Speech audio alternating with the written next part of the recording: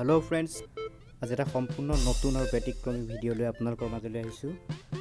আজি মই গৈ আছোঁ 1768 খ্ৰীষ্টাব্দতে স্থাপন কৰা বৰভেটিলৈ। এয়া বৰভেটি গেটত সোমালোঁ। এয়া গৈ আছোঁ এতিয়া বৰভেটিৰ যি মূল প্ৰৱেশ দুৱাৰ পাৰ হ'লোগৈ। এয়া বৰভেটিৰ মুখ্য দৰজা পালোহি। এই যে ৰং দিয়া দেখিছে গোলপীয়া ৰঙৰ কি সুন্দৰ গেটখন, এইখনে মুখ্য দুৱাৰ। ইয়াৰ চাৰিওফালে এটা ঘৰ, য'ত আলহী দুলহী গ'লে তাত থাকিব পাৰে। এইখনে মুখ্য দুৱাৰ, শ্ৰী শ্ৰী অষ্টভুজদেৱৰ বৰভেটি বাটচৰা এইখন। আহক আমি ভিতৰলৈ সোমাই যাওঁ। ভিতৰলৈ সোমাই গ'লোঁ। গৈ এয়া মুখ্য দুৱাৰৰ সন্মুখত এজন মানুহ বহি আছে, যে তেখেতে যিসকল ভিতৰলৈ গৈছে তেওঁলোকৰ সম্পূৰ্ণ নাম ঠিকনা ফোন নম্বৰ আদি তেওঁ সংগ্ৰহ কৰি ৰাখিছে আৰু চেনিটাইজ কৰিবলৈ দিছে। যিহেতু মই ব্লগ বনাম বুলি অহা নাছিলোঁ, মানে বিশেষ কাৰণত আহিছিলোঁ এইফালে, পটককৈ সোমাই দিবলগীয়া হ'ল কাৰণে চুৰিয়া পিন্ধা নহ'ল, তেনেকৈ গুচি আহিলোঁ। এয়া ভিতৰলৈ সোমাই গৈছোঁ। এইখন চাওক কি সুন্দৰ প্ৰাকৃতিক, কি সুন্দৰ গছ গছনি। ভিতৰৰ কেম্পাছটো দেখাইছোঁ আপোনালোকক, সেউজীয়া। আপোনালোক গ'লেই তাৰ ভিতৰত সোমালে আপোনালোকৰ মন ভাল লাগি যাব।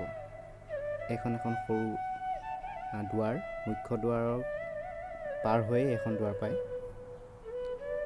সুন্দৰ ঘাঁহ বন গছ ইয়াত। কিন্তু মুখ্য দুৱাৰৰ সন্মুখেৰে যি চৰা বাটচৰাত দুয়োফালে কিন্তু বকুল গছ আছে।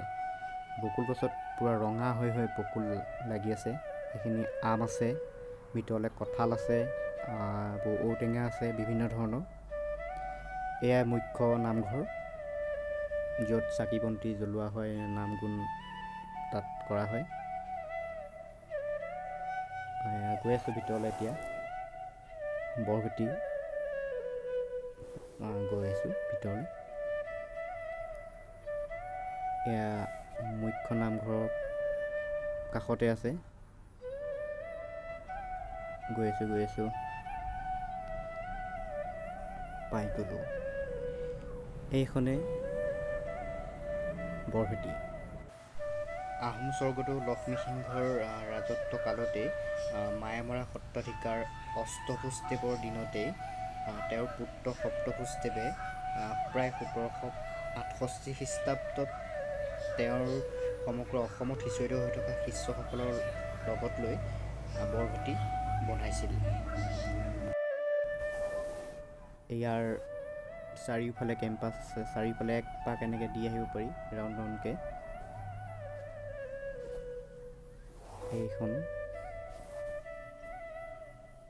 এইখনে মূল বৰভেটি।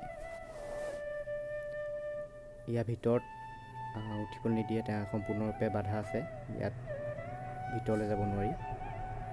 ইয়াৰ চৌপাশে, ইয়াৰ কাষেই সুন্দৰ খোজকাঢ়িব পৰা এটা এৰিয়া আছে।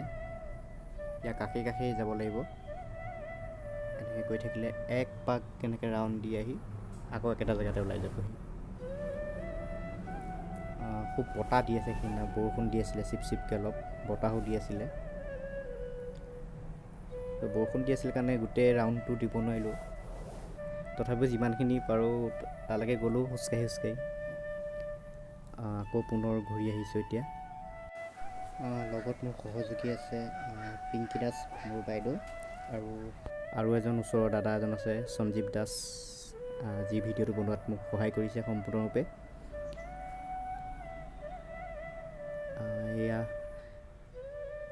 এয়াও এভাগ নামঘৰে হয়। সেইজোপা সন্মুখত দেখিছে যে গছজোপা, সেইজোপা ঔটেঙা, অজস্ৰ ঔটেঙা লাগি আছে, তলত ঢেৰ সৰি আছে। মই এতিয়া এই ভিতৰত নোসোমালোঁ, যেনিবা বাহিৰৰ পৰাই নামঘৰ চোৱাৰ ভিতৰত সেৱা কৰিলোঁ নামঘৰলৈ। যিহেতু লং পেণ্ট পিন্ধি আছোঁ, ভিতৰত নোসোমালোঁ মই বাৰু। পুনৰ ঘূৰি আহিলোঁ। এইখন এখন তাত চবতকৈ আকৰ্ষণীয় এখন দলং আছে, যিখন দলং খুব সুন্দৰ দেখিবলৈ। তাত গৈ বহুতে তাত ফটো শ্বুট কৰে। খুব সুন্দৰ এটা সম্পূৰ্ণ মনোমোহা প্ৰাকৃতিক পৰিৱেশ এখন সুন্দৰ দলং আপোনালোকে তাৰ ওপৰত উঠিলেই মানে ভাল লাগিব এনেই এপাক দি চাইছোঁ মই ইয়াত আগতে এটা মই ভিডিঅ' কৰিছিলোঁ এটা কবিতাৰ ভিডিঅ' ইয়াত শ্বুটিং কৰা মোৰ মনত আছে বাৰু এইখনে সেই দলংখন যিখন দলং ওপৰত মই ভিডিঅ' কৰিছিলোঁ এতিয়া সেই দলঙেদি আহি আছোঁ এতিয়া পালোহি আহি পুনৰ ঘূৰি আহি মুখ্য দুৱাৰ পালোহি এতিয়া যাবৰ হৈ গ'ল দেখালোঁ ঠিক আছে ফ্ৰেণ্ডছ ইমানখিনিয়ে আজি দেখালোঁ এয়াই বৰভেটি শ্ৰী শ্ৰী অষ্টভুজদেৱৰ বৰভেটি পুনৰ ঘৰ মোৱা হ'লোঁ এয়া আহি আছোঁ চাৰিওফালে পথাৰ মালৌ পথাৰৰ মাজত চাৰিওফালে মালৌ পথাৰ বুলি কয় এখন বিশাল পথাৰ আহোম দিনৰে পথাৰ মালৌ পথাৰ এইখনেই বাটচৰা ঠিক আছে ফ্ৰেণ্ডছ অনাগত দিনত আকৌ এটা নতুন ভিডিঅ' লৈ আহিম তেতিয়ালৈ বাই বাই